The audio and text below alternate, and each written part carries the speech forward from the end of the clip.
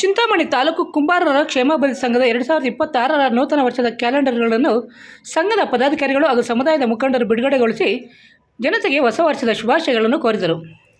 ಈ ಸಂದರ್ಭದಲ್ಲಿ ಸಂಘದ ಗೌರವಾಧ್ಯಕ್ಷ ಕೆ.ಎಂ. ರೆಡ್ಡಪ್ಪ, ತಾಲೂಕು ಅಧ್ಯಕ್ಷ ಆರ್. ವೆಂಕಟಾಚಲಪತಿ, ಕಾರ್ಯಾಧ್ಯಕ್ಷ ಎನ್. ಅಂಬರೀಶ್, ಉಪಾಧ್ಯಕ್ಷ ಗೋವಿಂದ, ಕಾರ್ಯದರ್ಶಿ ಚಂದ್ರಶೇಖರ್, ಜಂಟಿ ಕಾರ್ಯದರ್ಶಿ ಶಿವಶಂಕರ್, ಖಜಾಂಚಿ ವಗಿರಿ ಗೋವಿಂದರಾಜು, ಜಂಟಿ ಖಜಾಂಚಿ ಕೆ. ನಾಗೇಶ್, ಕೇಬಲ್ ನಾರಾಯಣ ಸೇರಿದಂತೆ ಎಲ್ಲ ಕುಂಬಾರರ ಕ್ಷೇಮಾಭಿವೃದ್ಧಿ ಸಂಘದ ಪದಾಧಿಕಾರಿಗಳು ಮತ್ತಿತರರು ಉಪಸ್ಥಿತರಿದ್ದರು. ಆತ್ಮೀಯ ನನ್ನ ಕುಂಬಾರ ಸಮುದಾಯದ ಬಂಧುಗಳಿಗೆ ಎಲ್ಲರಿಗೂ ಸ್ವಾಗತವನ್ನು ಬಯಸ್ತಾ ಇವತ್ತು 2026ನೇ ವರ್ಷದ ಕ್ಯಾಲೆಂಡರನ್ನು ಬಿಡುಗಡೆ ಮಾಡ್ತಾ ಇದ್ದೀವಿ.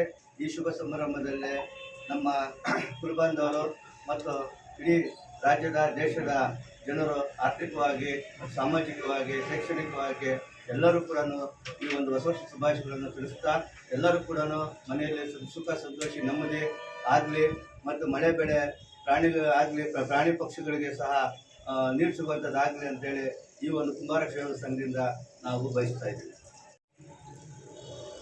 ಆತ್ಮೀಯ ಎಲ್ಲ ಕುಂಬಾರ ಸಮುದಾಯದ ಮುಖಂಡರಿಗೆ ಹೊಸ ವರ್ಷ ಶುಭವನ್ನು ತರಲಿ ಅನ್ನೋ ಮಾತನ್ನು ಹೇಳ್ತಾ, ಈ 2026